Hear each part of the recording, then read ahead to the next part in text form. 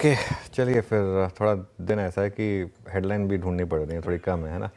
तो लेकिन खैर एनीवे, मार्केट खुद ही एक हेडलाइन है। चलिए अब एक काम करते हैं आशीष, इस हफ्ते के संकेतों पर आते हैं, क्योंकि सबसे बड़ा संकेत तो खैर एफआई क्या करेगा वही है, लेकिन उसके अलावा क्या है इंपॉर्टेंट क्यू। सबसे बड़ा क्यू आएगा वेंसडे को, सबसे बड़ा लॉजिकल क्यू आएगा वेंसडे को फेड की तरफ से। जेरोम पावेल साहब क्या बोलते हैं, कुछ देर में जब हम ग्लोबल क्यूज़ को थ्रेडबाय डिस्कस करेंगे तब और डिटेल में बात करेंगे, लेकिन ये सबसे बड़ा क्यू है।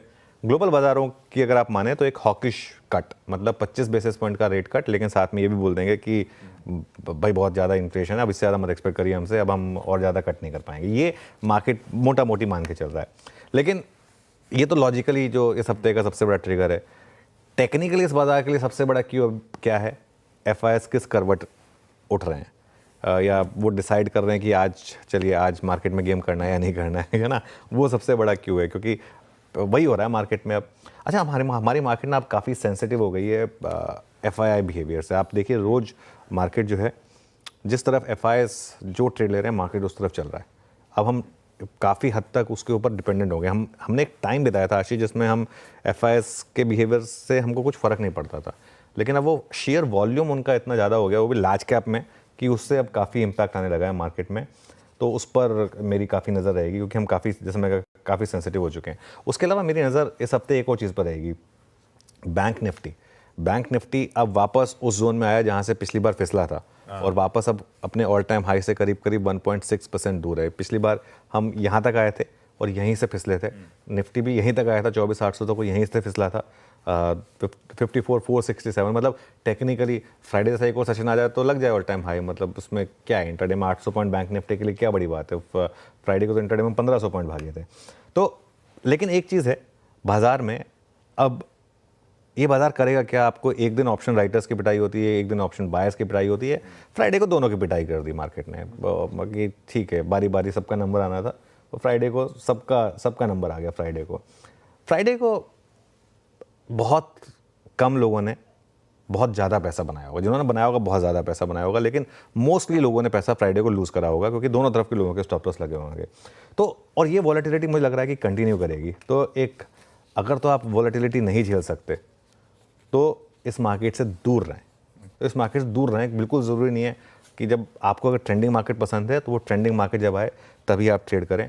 एक बहुत अच्छी कमेंट स्टॉक मार्केट में होती है कि if you can't take the heat then stay out from the kitchen, मतलब फिर आप बाहर से ऑर्डर कर लें।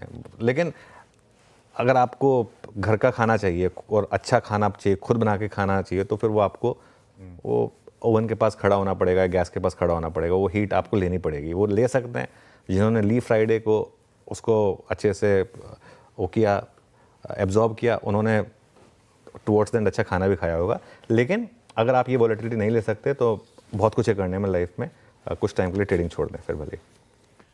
तो इस हफ्ते फेड की बैठक, एफआईआईज का रुझान, बैंक निफ्टी पे खास तौर पे नजर, और एक बात ध्यान रखिएगा, अस्थिरता, वॉलेटिलिटी वो इस हफ्ते भी लिंगर ऑन कर रही होगी। लेकिन ऐसे में बाजार पोजीशन कैसा, टेक्सचर कैसा लग रहा है, अप्रोच क्या रहेगी जेनरिक सी, कैसा लग रहा है? देखिए, अब इस सवाल का ना कोई जवाब नहीं है। मैं बताऊं क्यों। ये सवाल आपने मुझसे फ्राइडे को अगर सुबह 10 बजे पूछा होता, अगर हम फ्राइडे को सुबह 10 बजे साथ में एंकरिंग कर रहे होते और आपने मुझसे सवाल पूछा होता कि इस मार्केट का टेक्सचर क्या है, तो मैं कहता कि अगर मैंने उस समय कहा होता कि बाय ऑन डिप्स, तो कोई मुझे जूता आके मारता है ना। और अगर दोपहर को मैंने 2 बजे इस सवाल का जवाब दिया होता कि नहीं सेल ऑन रैली, तो फिर मुझे जूता पड़ा होता। तो इस सवाल का कोई जवाब नहीं है आशीष, इस सवाल का। और अगर आप इस सवाल का जवाब दे रहे हैं तो आप अपने प्रोफेशन के साथ गलती कर रहे हैं। मैं कहूँगा इस मार्केट का टेक्सचर ये है कि मुझे नहीं पता, और मुझे नहीं पता कि क्या हो रहा है क्या नहीं हो रहा है, और फ्रैंकली स्पीकिंग ना मैं पता करना चाहता हूँ। इस सवाल का जवाब ये है। लेकिन अब इस हफ्ते भी इस सवाल का कोई जवाब शायद ना मिले, ये पॉसिबल है। अच्छा, फ्राइडे को ना 2:30 बजे बड़ा अच्छा लग रहा होगा कि चलिए देखिए मार्केट रिकवर हो गया। अगर यही चार्ट उल्टा होता तो पहले बड़ी रैली आई थी फिर गिरे होते, तो वो भी हो सकता है, और वो भी होगा। अगले कुछ दिनों में एक ऐसा दिन भी आएगा जिसमें मार्केट पहले आपको 10 साढ़े 10 बजे तक बड़ी मूव दिखाएगा, उसके बाद एग्जैक्टली इसी तरीके से उल्टा भी घूमेगा। क्योंकि ये जो हो रहा है फ्राइडे को, ये जो FIs की तरफ से गेम हो रहे हैं, ये किसी के सगे थोड़े ना है, ये तो भाई पैसे को चेस कर रहा हूँ, होना भी नहीं चाहिए किसी का सगा, आपको तो पैसा बनाने से मतलब है। तो इस हफ्ते भी मुझे लग रहा है कि इसका कोई जवाब नहीं है। 24,800 से 25,000 एक हमारी बात हुई थी कि एक बहुत बड़ा कंजेशन जोन है, पिछली बार भी हम यहीं से घूमे थे, इस बार भी यहाँ पर आकर मुझे लग रहा है कि थोड़ा फंसने का रिस्क है मार्केट में।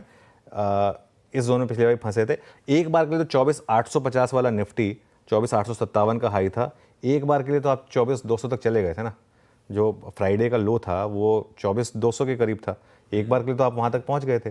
तो फ्राइडे जैसा सेशन जो है वो मार्केट में इक्विलिब्रियम ख़राब करता है। उसके बाद अब आज फॉर एग्जांपल, आज मुझे आप बता दीजिए निफ्टी का लॉजिकल स्टॉप लॉस क्या होगा आपके लिए, मैं कह दूंगा ठीक है, लेकिन कुछ चीज़ें इस मार्केट में क्लियर है। मार्केट का भले ही ओवरऑल टेक्सचर ना क्लियर हो, लेकिन कुछ चीज़ें क्लियर है मार्केट में। पहला, इस मार्केट की सबसे मजबूत कड़ी है IT, और ये हमारी लगातार बात हुई है कि, और जो लोग कहते हैं ना कि इस मार्केट में कैसे पैसा बनाएं, अगर आप थोड़ा सा इस डे ट्रेडिंग का या वो स्विंग ट्रेडिंग का चस्का छोड़कर अगर कुछ टाइम के लिए IT में, जैसा हमारा एक व्यू रहा है इस पूरे साल कि 25%, 30%, 35%, 40% आपका IT में होना चाहिए, अगर आप उस पर्सपेक्टिव के साथ रहें, ऐसा नहीं कि बीच बीच में IT में गिरावट नहीं आई है, बीच बीच में IT में भी गिरावट आई है, लेकिन उस ट्रेड ने आपको पैसा बड़ा बना कर दिया। अगर आप लॉन्ग रहें, या तो आपने इसका ETF खरीदा या कोई भी स्टॉक्स खरीदें IT में, परसिस्टेंट को, फोर्ज, कितने स्टॉक्स की हमारी बात हुई है, कितनी बार बात हुई है, तो ये एक स्पेस है। और IT इंडेक्स साइन दिखा रहा है 50,000 की तरफ जाने के लिए, ऑब्वियसली उसमें भी बीच बीच में वॉलेटिलिटी आएगी। दूसरी चीज़ जो क्लियर है स्ट्रॉन्ग बैंक निफ्टी भी, बस थोड़ा वॉलेटाइल है। बैंक निफ्टी का भी अगर आप चार्ट देखेंगे, बैंक निफ्टी ने भी जब से वो करेक्शन की शुरुआत हुई है, वहाँ से भी बैंक निफ्टी ने आपका बहुत ज़्यादा पैसा नहीं तोड़ा होगा, प्रोवाइडेड आप इंट्राडे में ना रहे हो बैंक निफ्टी में, या फिर आपके स्टॉप लॉसेस उस तरीके से ना ट्रेड हो। देखिए बैंक निफ्टी का भी अगर आप एक महीने का चार्ट देखेंगे तो अच्छा है काफ़ी बैंक निफ्टी का, इवन 3 महीने का चार्ट भी कोई ख़राब नहीं है बैंक निफ्टी का। तो ये दूसरी चीज़ हो गई। तीसरी चीज़, इस बाज़ार की अभी भी सबसे कमज़ोर कड़ी है FMCG, और एक अभी भी एक ऐसा सेक्टर है, फ्राइडे को यहाँ भी रिकवरी आई है, लेकिन इसका अब आप अगर 3 महीने का चार्ट देखेंगे, या ये देखिए, ये थोड़ा देखेंगे, ये हर रैली पर अगर आपने बेचा है तो पैसा बनाया, और हर रैली पर ये निकलने वाला एक सेक्टर है। तो ये एक और तीसरी चीज़ है। और आखिरी चीज़, मिड कैप और स्मॉल कैप में बहुत ज़्यादा अपॉर्चुनिटीज़ हैं। स्मॉल कैप ने तो ऑल टाइम हाई भी लगाया था अभी रिसेंटली, पिछले हफ्ते ही लगाया था इनफैक्ट, लेकिन यहाँ पर बस थोड़ा सा क्वालिटी कॉन्शियस हो जाएं, हर चीज़ ना खरीदें। ज़रूरी नहीं कि हर रैली में वोडाफोन ही खरीदना है, मतलब थोड़े से बेटर क्वालिटी ऑफ स्टॉक्स खरीदें मिड कैप और स्मॉल कैप में। स्मॉल कैप एक महीने में 11% चला है, 11%, बड़ा मूव है ये। पोर्टफोलियो रिपेयर हुए लोगों के, ये मुझे मेरे ख्याल से इस पूरे महीने की जो सबसे अच्छी चीज़ रही है ना, वो ये रही है जिस तरीके से लोगों के पोर्टफोलियो रिपेयर हुए हैं। अगर आपने कुछ नहीं किया इस मार्केट में, और अगर आपने अपने पैनिक में अच्छे शेयर नहीं बेचे, तो मार्केट ने आपको फिर रिवॉर्ड किया, और वापस आपके काफ़ी स्टॉक्स जो हैं वो वापस ऑल टाइम हाई पर आए हैं। ये मेरे ख्याल से सबसे बड़ी हाईलाइट रही है। यस, चलिए, ये है इंपॉर्टेंट पॉकेट्स बाजार की जो रडार पे रखनी है। IT और बैंक्स, दो बहुत इंपॉर्टेंट पिलर्स जिनमें अभी भी दमखम नजर आता है, पर FMCG वाकई चर्चा भी हुई थी, लगातार बातचीत होती रही है, ये पॉकेट अभी भी दिक्कत में ही नजर आ रही है।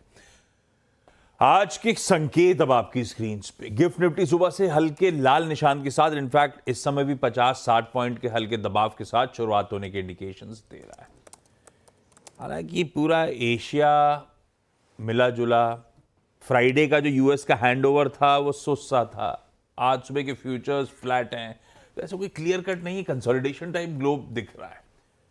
पर हैंडओवर लग कैसा रहा है और क्या इंपॉर्टेंट संकेत ग्लोब से मिल रहे हैं वो जान लेते हैं। कैसे लग रहे हैं ग्लोबल क्यूज? देखिए, ग्लोबल क्यूज में एक चीज़ है कि सबसे इम्पोर्टेंट तो अब परसों वेंसडे को पॉलिसी, फेड की पॉलिसी है, वहाँ पर एक डिसीजन आएगा। मार्केट का अगर बॉन्ड मार्केट की माने तो हॉकिश कट, मतलब रेट कट तो आएगा 25 बेसिस पॉइंट का, लेकिन उसमें आप कमेंट्री ये होगी कि अब हम इससे ज़्यादा नहीं कर पाएंगे।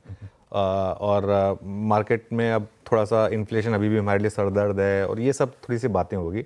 आई थिंक अगर आप बॉन्ड मार्केट देखें, अच्छा बॉन्ड मार्केट में भी देखिए क्या चेंज आ रहे हैं। अभी 3 दिन पहले हम 4.1 की बात कर रहे थे, अब हम वापस 4.4 पर पहुंच गए हैं 10 ईयर में, है ना।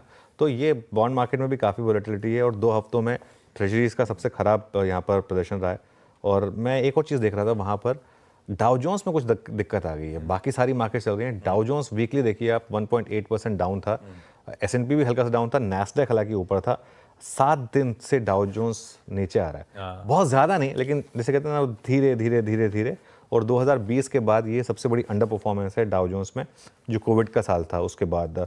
और ब्रॉडकॉम करके एक और कंपनी है, अब हम रोज़ नए नए नाम सुन रहे हैं वहाँ पर, जैसे नैस्डैक ने आउट परफॉर्म किया। एक और कंपनी जिसने $1 ट्रिलियन का मार्केट कैप अचीव किया है पिछले 3 साल में। सबसे ज़्यादा पैसा अगर बना है बिटकॉइन के अलावा तो वो बना है नैस्डैक लिस्टेड स्टॉक्स में। 24% उछला ये स्टॉक। $1 ट्रिलियन का मार्केट कैप 24% उछलने के बाद, मतलब ऐसा नहीं छोटा स्टॉक है, $1 ट्रिलियन मार्केट कैप। उन्होंने एआई पर काफ़ी स्ट्रॉन्ग कमेंट्री दी, उसकी वजह से चला। अच्छा, यूएस में एक और चीज़ हो रही है आशीष, एडवांस डिक्लाइन। मैं अभी ये हॉर्मस ने बहुत शानदार डेटा भेजा था मुझे। एडवांस डिक्लाइन देखिए आप, दिसंबर में एक भी दिन ऐसा नहीं रहा जिसमें एडवांस डिक्लाइन पॉजिटिव रहा हो। रोज़ डिक्लाइन ज़्यादा है, मतलब एक डिस्ट्रीब्यूशन चल रहा है यूएस मार्केट में। थोड़ा सा केयरफुल रहने की ज़रूरत है वहाँ पर। अच्छा, एक और चीज़, चाइना हमारे लिए एक और बड़ा फैक्टर है। बात हुई थी यहाँ पर, चाइना देखिए मार्केट चलने को तैयार नहीं है। आप जितना मर्जी उसमें स्टिमुलस फेंक लीजिए, जो मर्जी कर लीजिए, मार्केट चलने को तैयार नहीं है। जबकि अगेन, क्योंकि वो थोड़ा सा बात हो रही है कि भाई जो स्टिमुलस है वो क्या होगा, 2025 में ही क्लैरिटी आएगी। पिछले एक हफ्ते में चाइना में फिर से $5.6 लाख वहाँ पर आए हैं, ठीक है। उसके बावजूद, वो बोफा ने बोला ये डेटा, उसके बावजूद चाइनीज़ मार्केट चलने को तैयार नहीं है। तो ये क्लियरली, लास्ट लाइन चला दीजिए प्लीज़। तो ये एक इशू है चाइनीज़ मार्केट को लेकर कि इतने बड़े इन्फ्लोज के बाद भी वो मार्केट वहाँ पर चलने को तैयार नहीं है। मयूर, मुझे सुन लीजिए प्लीज़, चीन की बात हो रही है। चीन के मार्केट में एक हफ्ते में $5.6 बिलियन का इन्फ्लो आया, उसके बावजूद मार्केट वहाँ पर चलने को तैयार नहीं है। तो ये एक इंपॉर्टेंट चीज़ है। खैर, अब इस हफ्ते के ट्रिगर्स पर आ जाते हैं। इस हफ्ते के ट्रिगर्स में 22 सेंट्रल बैंकर्स का डिसीजन आएगा इंटरेस्ट रेट पर, और उसमें आप देखिए ऑब्वियसली फेडरल रिजर्व तो है ही, उसके अलावा bank of England, bank of Japan, इनका फैसला आएगा, और उसके बाद फाइनली रशिया का भी सेंट्रल बैंक का डिसीजन आएगा। तो ये कुछ इंपॉर्टेंट चीज़ें होंगी। ओके, रखिए भाई साहब, सेंट्रल बैंक्स के एक्शन इस हफ्ते डोमिनेट करेंगे, और वो मिड से सेकंड हाफ में सारे के सारे आउटकम सामने आ रहे होंगे वेडनेसडे, थर्सडे, फ्राइडे के बीच में। यह है ग्लोब के समीकरण। अब आइए अपने खुद के वो वॉलेटाइल सेशन के बाद, वो फ्राइडे द 13th के बाद के समीकरण कैसे बैठ रहे हैं। हमारा सेटअप कैसा दिख रहा है अब आपको?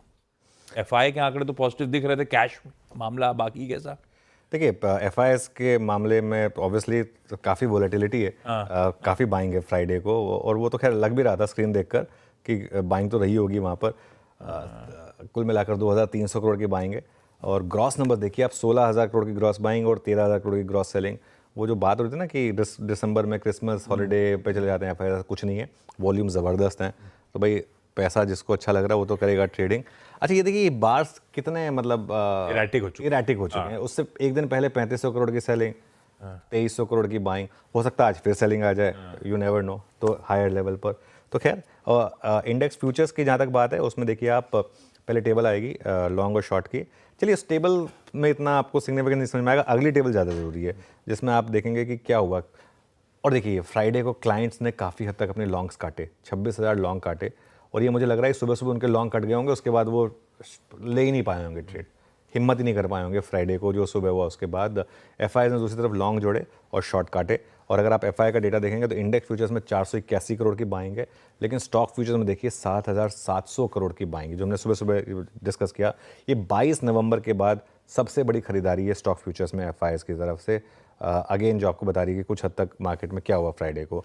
विद इन इंडेक्स फ्यूचर्स दोनों में बाइंग हुई, निफ्टी फ्यूचर्स और बैंक निफ्टी में। 282 करोड़ निफ्टी में, 213 करोड़ बैंक निफ्टी में। और वो टेबल आएगी अब आपकी स्क्रीन पर, उसमें देखिए आप दोनों उसमें इंस्ट्रूमेंट में बाइंग दिखाई देगी। लॉन्ग शॉर्ट एफआईएस की तरफ से 4,500 लॉन्ग ऐड हुए और 3,000 शॉर्ट कट हुए, मतलब नेट नेट करीब करीब 7,000 सिस्टम में शॉर्ट कम हुए। वो आपको टेबल में दिखाई देगा, टेबल या ग्राफ जो भी रेडी हो। ये अब हम 41% लॉन्ग पर आ गए, 60,000 कॉन्ट्रैक्ट शॉर्ट साइड पर। अच्छा, एक और चीज़ जो फ्राइडे को हुई वो मैं शुरू में नहीं डिस्कस की, लेकिन अब दिखा देता हूँ। एक और फ्राइडे का एफआई का डेटा देखिए आप, इंडेक्स ऑप्शंस में कॉल लॉन्ग और पुट लॉन्ग देखिए, और उसके सामने कॉल शॉर्ट और पुट शॉर्ट देखिए, क्या मैसिव वॉलेटिलिटी है। और ये तो नॉन एक्सपायरी डे था, नॉन एक्सपायरी डे था ये। एक्सपायरी डे पर चलिए फिर भी समझ में आता है, नॉन एक्सपायरी डे पर ये इस तरीके का हुआ है। कहने को आप कह सकते हैं कि सेंसेक्स की एक्सपायरी थी, लेकिन जो भी है, तो ये एक और आपको वो इंटरनल बता रहा है कि किस तरीके के गेम हुए हैं फ्राइडे को। इंडिया विक्स 1% नीचे था, जो मार्केट में ट्रेड कर रहा था उससे पूछिए कि वॉलेटिलिटी ऊपर थी या नीचे थी। वॉलेटिलिटी का इंडेक्स आपको कह रहा है कि वॉलेटिलिटी कम हुई है फ्राइडे को, और मार्केट आपको कुछ और ही कह रहा है। Put call ratio 1.12 versus 1.02। Ban की जहाँ तक बात है, 2 स्टॉक्स बैन में आए, मन्नापुरम और सेल, और बाहर कोई भी नया स्टॉक नहीं, कोई भी स्टॉक नहीं आया बैन से। तो कुल मिलाकर अब बैन का भी जो आंकड़ा है वो काफ़ी लंबा हो गया है। तो कुल मिलाकर सेटअप जो है कंफ्यूजिंग है, क्योंकि फ्राइडे का सेशन भी ऐसा ही था। सेटअप कंफ्यूजिंग है, ग्लोब कॉशियस है, बड़े इवेंट सामने खड़े हुए हैं और अपनी वॉलेटिलिटी ने अपना सरदर्द बना रखा है फ्राइडे के सेशन के बाद। ऐसे में फिर निफ्टी का अप्रोच आज के लिए इवेंचुअली 600 पॉइंट रिकवर करे, क्लोज बढ़िया था, पर आप उसी थ्रेशोल्ड पे आ गए जो पहले भी चर्चा हुई थी, जहां से अपन ने 24,800 के आसपास प्रॉफिट बुक कर लिए थे, दबाव आना शुरू हुआ था, उसी बैरियर पे जाके खड़े हो गए। ऐसे में निफ्टी का अप्रोच क्या? हाँ देखिए, निफ्टी का अप्रोच में मैं आज कोई भी लेवल बताऊंगा ना, तो वो जिसे कहते हैं ना, एक अमेरिका में एक बार एक गेम हुआ था। वो उन्होंने बहुत बढ़िया पोर्टफोलियो मैनेजर को चुना, और एक उन्होंने बंदर को कुछ डार्ट्स दे दिए। तो पोर्टफोलियो मैनेजर को बोला आप 10 स्टॉक चुनिए, और बंदर को बोला आप 10 डार्ट फेंकिए। तो बंदर ने 10 डार्ट फेंके, पोर्टफोलियो मैनेजर ने 10 स्टॉक चुने। 1 साल के बाद बंदर का परफॉर्मेंस बेटर था। तो अभी मार्केट में इस समय लेवल्स की ना मौकरी बन चुकी है। कुछ मतलब आप कहने को मैं लेवल कुछ भी बता दूं ना, वो मेरे मन के लेवल्स होंगे, वो उनका कोई सिग्निफिकेंस नहीं है, मैं दूंगा भी नहीं, कोई मतलब नहीं है इसमें। वो फ्राइडे का सेशन देखिए, फिर से क्या लेवल बेस्ड ट्रेडिंग कर पाएंगे आप? मैं कोई भी लेवल बता दूं, उसका कोई मतलब नहीं है फ्राइडे को। फ्राइडे का लो था 24,180, है ना। हम एक हमेशा चीज़ बोलते हैं कि पिछले दिन का जो लो होता है वो काफ़ी सिग्निफिकेंट होता है। 24,780 पर आप 24,180 का स्टॉप लॉस रख सकते हैं क्या? बताइए मुझे। कोई रख पाएगा? कोई रख पाएगा? एक लॉट में करीब करीब आपको 25,000 के करीब का ये स्टॉप लॉस पड़ेगा। कौन कर पाएगा? एनीवे 24,800 से 25,000 थोड़ा सा फंसने वाला जोन है, ये हमारी बात हुई थी लगातार। इंट्राडे में दोनों तरफ की अपॉर्चुनिटीज़ ढूंढिए, ये वो वाला मार्केट है जैसे फ्राइडे को था। और एक और चीज़, पहले घंटे कुछ मत करिए इस मार्केट में, क्योंकि इस मार्केट में असली गेम 10:30 11 बजे के बाद हो रहा है आजकल। तो थोड़ा, या तो अगर ले भी रहे हैं तो बस उस ट्रेड से 10:30 तक निकल जाएं फिर, और उसके बाद एक देखें मार्केट किस तरफ बैठ रहा है। और जो भी ट्रेड लेना, एक लॉजिकल स्टॉप लॉस ज़रूर लगाएं, भले ही अपनी पोजीशन साइजिंग आपको कम करनी पड़े, लेकिन उस हिसाब से काम करें। जस्ट बिकॉज फ्राइडे को मार्केट इतना नीचे गिर के रिकवर हो गया, इसका मतलब ये नहीं है कि हर बार ये होगा। तो जो लोग सोच रहे हैं कि नहीं स्टॉप लॉस फ्राइडे का, काश मैंने स्टॉप लॉस ना लगाया होता, नहीं, वो अगर आपने स्टॉप लॉस लगाया था और मार्केट वो स्टॉप लॉस लगाकर उसके बाद भी घुमा है, तो भी उसमें आपकी गलती नहीं है। और ट्रेड आपका वही होता है कि आप स्टॉप लॉस लगाएं, सिस्टम में लग गया तो बैड लक, उसके बाद लगने के बाद किसी और ने क्या गेम खेला, उसके बाद मार्केट कितना ऊपर गया। Process is important, outcome can not decide your process. ये चार्ट देखने के बाद आप ये नहीं कह सकते कि काश मैंने स्टॉप लॉस ना लगाया होता, क्योंकि वो हाइंडसाइट है। हाइंडसाइट तो सबकी 20/20। चार्ट देखकर, फ्राइडे का चार्ट देखकर तो कोई भी करोड़पति बन सकता है अगर आपको मौका मिल जाए करने का। आज क्या होगा ये कर पाएंगे क्या? तो वो इसलिए अगर आपने स्टॉप लॉस लगाया और लॉजिकल स्टॉप लॉस लगाया, और अगर वो फ्राइडे को ट्रिगर हुआ, तो उसमें आपकी कोई गलती नहीं है, और अपने आप को फिर अब उस हिसाब से ज़्यादा मत सोचिए। नहीं, बिल्कुल ठीक, बहुत बढ़िया। निफ्टी बैंक एक बेहतर पायदान पे ऐसा लगा जब अपफ्रंट आप कमेंट्री मेंशन कर रहे थे, लेकिन फ्राइडे का तो खैर वो हैवीवेट्स के थ्रू चलाने की बाजार की कोशिश थी, तो एचडीएफसी आईसीआईसीआई बैंक कंट्रीब्यूट कर रहे होंगे। क्या करूं, कौन से लेवल्स वॉच आउट करूं? देखिए, बैंक निफ्टी में अब एक चीज़ है, बैंक निफ्टी में रिलेटिव स्ट्रेंथ है, लेकिन अगेन दिक्कत ये है कि एक बार के लिए 52,264 चला गया स्क्रीन पर, कौन रख पाया होगा अपना स्टॉप। तो पोजीशन कम रखें और स्टॉप लॉस थोड़ा बड़ा लगाएं। स्टॉप लॉस थोड़ा बड़ा इसलिए लगाने को कह रहा हूँ क्योंकि अभी भी बैंक निफ्टी पोजिशनली लॉन्ग है। पोजिशनली जो हमारा एक व्यू रहा था पोजिशनल लॉन्ग का, अभी भी वो इंटैक्ट है। दिक्कत क्या है, बस यहाँ से स्टॉप लॉस काफ़ी डीप है आपका। एक तर्कसंगत स्टॉप लॉस भी यहाँ से करीब 52,500 का है। तो 52,500 के ऊपर जब तक क्लोज दे रहा है बैंक निफ्टी, तब तक यहाँ पर ट्रेंड ऊपर है। अगेन बाय ऑन डिप्स, लेकिन अपनी पोजीशन थोड़ी से साइजिंग जो है वो थोड़ी सी कम करें।